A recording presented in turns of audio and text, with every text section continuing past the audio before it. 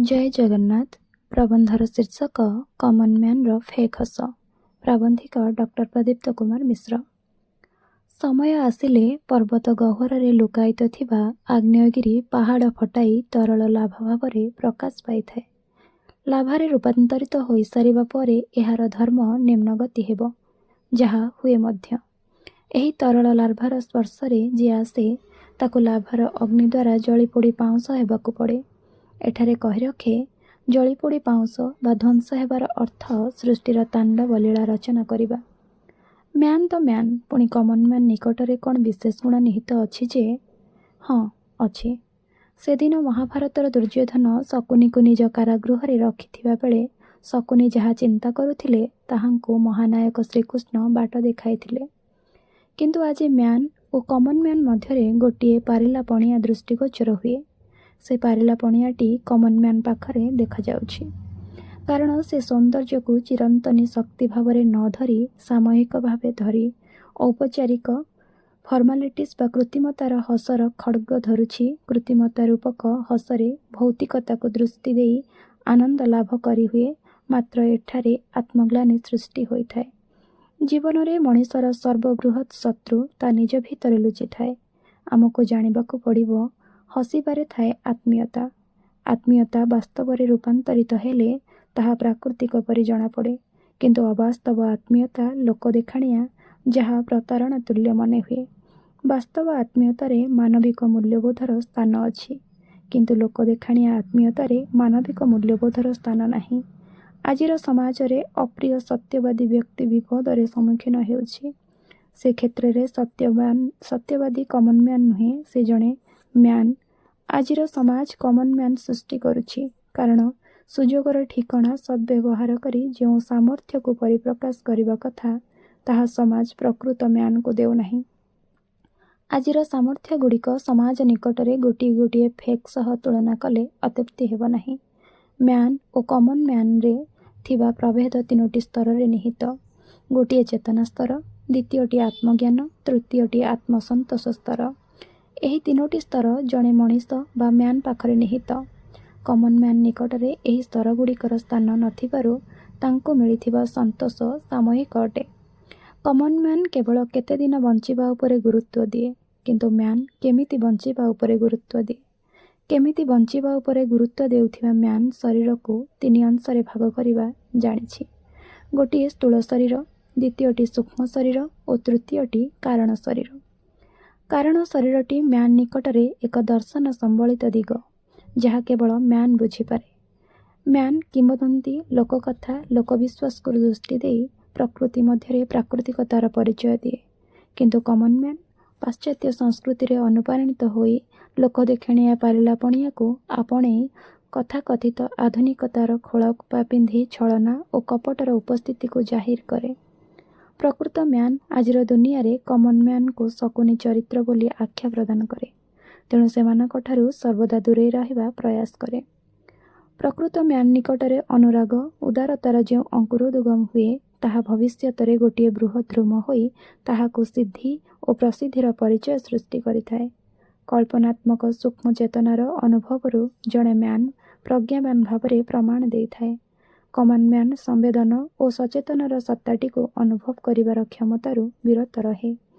Common ମ୍ୟାନ୍କୁ ବୁଝିବାକୁ ପଡ଼ିବ, ସେ ପ୍ରଥମେ ଜଣେ ସାମାଜିକ ପ୍ରାଣୀ। ସମାଜ ନିକଟରେ ଅଙ୍ଗୀକାରବଦ୍ଧ ହେବା ସର୍ବାଦୌ ବାଞ୍ଛନୀୟ। ଅଙ୍ଗୀକାରବଦ୍ଧ ବିହୀନ ଜୀବନ ଜୀବନ ନୁହେଁ। ବ୍ୟକ୍ତି ଚେତନା ସମାଜମୁଖୀ ହେଲେ ଫେକ୍ର ସ୍ଥାନ ନାହିଁ। ସମାଜମୁଖୀ ଚେତନାକୁ ସମାଜ ଆପଣେଇଥାଏ ଆପଣାର ସମ୍ପତ୍ତି ଭାବରେ। ସମାଜ ମ୍ୟାନ୍ ଓ କମନ୍ ମ୍ୟାନ୍ର ସଂଜ୍ଞା ଦେଇପାରେ। କମନ୍ ମ୍ୟାନ୍ ନକାରାତ୍ମକ ମନର ଉଦାସ ଅଭିବ୍ୟକ୍ତିମୂଳକ ବ୍ୟକ୍ତି ନୁହେଁ, ବରଂ ସାମୟିକ ମାନସିକ ଭାବାବେଗର ଏକ ଚରିତ୍ର। କମନ୍ ମ୍ୟାନ୍ ବ୍ୟକ୍ତିତ୍ୱରେ ଆଦର୍ଶକୁ ହେୟଜ୍ଞାନ କରିଥାଏ ବୋଲି କେତେକାଂଶରେ ପ୍ରମାଣିତ ହୋଇଥାଏ। ମ୍ୟାନ୍ ନିକଟରେ ଆଦର୍ଶ ସମ୍ବଳ ଭାବେ ଥିବା ଯୋଗୁଁ ସମବେଦନାର ଉଦାସ ସ୍ୱର, ଉଦାର ମାନବୀୟ ପ୍ରକୃତି, ସମ୍ବେଦନଶୀଳତାର ସ୍ପର୍ଶକୁ ଅନୁଭବ କରିହୁଏ। ଆଦର୍ଶକୁ ଗ୍ରହଣ କରେ ବୋଲି ମ୍ୟାନ୍ ସାମାଜିକ ମୂଲ୍ୟବୋଧକୁ ଜନ୍ମ ଦେଇପାରେ। ସମାଜ ସଂସ୍କାର କମନ୍ ମ୍ୟାନ୍ ନିକଟରେ ନୁହେଁ, ଜଣେ ମ୍ୟାନ୍ ନିକଟରେ ପ୍ରକଟିତ। ଆତ୍ମୀୟ ବିଭବକୁ ସଜାଡ଼ିବା ପାଇଁ ମ୍ୟାନ୍ ସର୍ବଦା ଯତ୍ନଶୀଳ। ଆଜିର ସମାଜରେ କମନ୍ ମ୍ୟାନ୍ର ଆଖ୍ୟା ପାଉଥିବା ମଣିଷ ଅତିରଞ୍ଜନ ଓ କଳ୍ପନା ଶକ୍ତିକୁ ଗୁରୁତ୍ୱ ଦେବା ପରି ଜଣାହୁଏ। ଆଧୁନିକତାର ଅଭିବୃଦ୍ଧି ମ୍ୟାନ୍ ପରିବର୍ତ୍ତେ କମନ୍ ମ୍ୟାନ୍ ସୃଷ୍ଟି କରୁଛି ବୋଲି କହିପାରିବା। ସମୟ ସହିତ ତାଳ ଦେଇ ଚାଲୁଥିବା ବ୍ୟକ୍ତିକୁ ତେଣୁ ଆଜିର ସମୟରେ କମନ୍ ମ୍ୟାନ୍ ବୋଲି ବିବେଚନା କରାଯାଇଛି। କେତୋଟି ଫରକ ଆଧୁନିକ ମଣିଷ ନିକଟରେ ବହୁଳ ଭାବରେ ଦୃଷ୍ଟିଗୋଚର ହେଉଛି। ଏହି ଫରକ ମଧ୍ୟରେ ଗୋଟିଏ ଫରକ ହେଉଛି ମଣିଷର ହସ।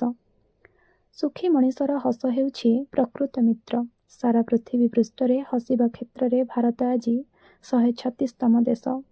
ମାତ୍ର ପଡ଼ୋଶୀ ପାକିସ୍ତାନ ହସିବାରେ 75ତମ ସ୍ଥାନରେ ଅଛି। କଥାରେ ଅଛି, ଛୋଟ ପରିବାର ଖୁସି ପରିବାର। ଏହି ଖୁସି ପଛରେ ତାର ହସଟି ଉତ୍କୃଷ୍ଟ ଉପାଦାନ ଅଟେ। ଭଲ ପାଇବା ବା ପ୍ରେମରେ ହସିବାକୁ ମ୍ୟାନ୍ ଚେଷ୍ଟା କରେ, ମାତ୍ର ଫେକ୍ ହସ ବା ବିଦ୍ରୂପରେ ହସ କମନ୍ ମ୍ୟାନ୍ ନିକଟରେ ଦେଖାଯାଏ। ଏହି ଫେକ୍ ହସ ପାଇଁ ମଣିଷ ତାଲିମ ପ୍ରାପ୍ତ। ପ୍ରତ୍ୟେକ କ୍ଷେତ୍ରରେ କମନ୍ ମ୍ୟାନ୍ କହୁଛି, ସେଠି ଟିକେ ହସିଦେବୁ। ସେ ହସ ଅନ୍ତରରେ ନା ମନଗଢ଼ା। ଏହି ମନଗଢ଼ା ହସ ଫେକ୍ ହସ ଭାବରେ ନାମିତ। ଗାଁରେ ରହୁଥିବା ମଣିଷ ସହରୀ ଜୀବନ କାଟୁଥିବା ମଣିଷ ମଧ୍ୟରେ ସାକ୍ଷାତ ହେଲେ ଗ୍ରାମୀଣ ମଣିଷଟି ଫେକ୍ ହସ ହସେ ନାହିଁ, ବରଂ ପଡ଼ୋଶୀ ଥାଇ ଅଚିହ୍ନା ପଡ଼ୋଶୀ ଭଳି ଜୀବନ କାଟୁଥିବା ସହରୀ ମଣିଷ ମନଗଢ଼ା ହସଟିଏ ହସି କହିଥାଏ, ଭଲ ଅଛ ନା? ଏହି ମନଗଢ଼ା ହସକୁ ଫେକ୍ ହସ କହିବାରେ ବାଧା ନାହିଁ। ହସ ମଣିଷର ଅନ୍ତର ବେଦନା ଦୂରୀଭୂତ କରେ, ମାତ୍ର ଉଦ୍ଦେଶ୍ୟ ରହିତ ହସ ସମ୍ପର୍କରେ ଅନ୍ୟ ଏକ ଅଭାବୀ ଦିଗରେ ସୂଚନା ଦିଏ। ନିଜ ସ୍ୱାମୀ, ନିଜ ସ୍ତ୍ରୀ, ନିଜ ଛୁଆ, ନିଜ ଘର, ନିଜ ଅଫିସକୁ ନେଇ ବଞ୍ଚୁଥିବା ସହରୀ ଜୀବନ ସମୟ ଚକ୍ରରେ ଫେକ୍ ହସିବା ପାଇଁ ବାଧ୍ୟ ହୋଇଯାଏ। ତା ପାଖରେ ପଡ଼ୋଶୀ ନାହିଁ, ବନ୍ଦୀ ଜୀବନ, ମନଖୋଲା ହସ ହସିବା ପାଇଁ ପୁଚି ଖେଳର ସାଙ୍ଗ ନାହିଁ, କି ଲୁଚି ଲୁଚି ବରକୋଳି ଆମ୍ବ ନଡ଼ିଆ ଖାଇବାର ସାଙ୍ଗ ନାହିଁ, କି ଘରେ ମାଛ ମାଂସ ହେଲେ ମାଆଙ୍କୁ ଗେଲେଇ 2 ପିସ୍ ଅଧିକ ମାଛ ଖାଇବାର ମାନସିକ ଆଗ୍ରହ ନାହିଁ, ବରଂ ଅଛି ଏକାକିତ୍ୱ ବୋଧ।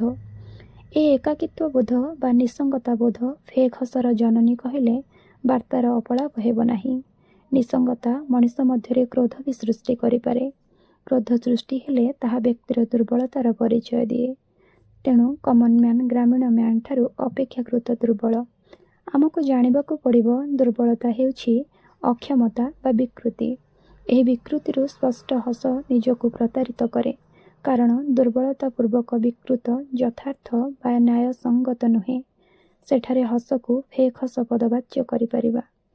କାହାରି ଦୁର୍ଗୁଣ ପ୍ରତି ତାଚ୍ଛଲ୍ୟ ହସ ହସି କମନ୍ ମ୍ୟାନ୍ମାନେ ନିଜ ଦୁର୍ବଳତାର ପରିଚୟ ଦିଅନ୍ତି, କାରଣ ତାଙ୍କୁ ଜଣାନଥାଏ ସମୟ ଚକ୍ରରେ ନିଜର ଦୋଷ ଦୁର୍ବଳତା ବା ଦୁର୍ଗୁଣ କୌଣସି ଗୋଷ୍ଠୀ ସମ୍ମୁଖରେ ପ୍ରକାଶ ପାଇଲେ ସେହି ସମୟରେ ସୃଷ୍ଟି ହେଉଥିବା ଭାବ ଆତ୍ମରକ୍ଷା ପାଇଁ ବ୍ୟାକୁଳ ହେଲେ ତାହା ଆତ୍ମପ୍ରତାରଣା ତୁଲ୍ୟ ହୋଇଯାଏ।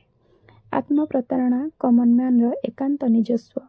ବ୍ୟକ୍ତି ଚେତନା ସ୍ତରରେ ଆଲୋଚନା ପର୍ଯ୍ୟାଲୋଚନା କଲେ କମନ୍ ମ୍ୟାନ୍ ପରିବର୍ତ୍ତେ ମ୍ୟାନ୍ ହେବାକୁ ପସନ୍ଦ କରିବ ଓ ଫେକ୍ ହସ ବଦଳରେ ଅନ୍ତରର ହସରେ ମୁଗ୍ଧ ହୋଇ ମେଦିନୀ ଫଟାଇ ଦେବ। ଆତ୍ମିକ ବା ଅନ୍ତରରେ ଆନନ୍ଦର ଯେଉଁ ଭାବ ହସ ମାଧ୍ୟମରେ ପ୍ରକାଶ ପାଏ, ତାହା ଶରୀର ମଧ୍ୟରେ ଗୋଟାଏ କମ୍ପନ ସୃଷ୍ଟି କରେ। ଫେକ୍ ହସରେ କମ୍ପନର ସ୍ଥାନ ନାହିଁ। ସୁନ୍ଦର ହେବା ଓ ସୁନ୍ଦର ଦେଖା ହେବାରେ ପାର୍ଥକ୍ୟ ଥିବା ପରି ମ୍ୟାନ୍ ଓ କମନ୍ ମ୍ୟାନ୍ ତଥା ହସିବା ଓ ଫେକ୍ ହସିବାରେ ମଧ୍ୟ ପାର୍ଥକ୍ୟ ନିହିତ। ଆସନ୍ତୁ ନିଜେ ହସିବା ସହ ଅନ୍ୟକୁ ଫେକ୍ ହସରୁ ଦୂରେଇ ଦେଇ ଆନନ୍ଦର ମୁହୂର୍ତ୍ତରେ ମନଖୋଲା ହସ ହସିବା, ଯେଉଁଠି ଆତ୍ମୀୟତା ଓ ଆନ୍ତରିକତାର ବାସନା ବାରି ହୋଇ ପଡ଼ିବ। ଫେକ୍ ହସ ବନ୍ଦ ହେଉ, ମଣିଷ ଅନ୍ତରରେ ହସୁ, ନିଜେ ହସୁ, ପରିବାରକୁ ହସାଉ, ଦେଶ ତଥା ସମାଜକୁ ହସାଉ। ହଁ, ଦେଶ ତଥା ସମାଜକୁ ହସାଉ। ଧନ୍ୟବାଦ। ଜୟ ଜଗନ୍ନାଥ।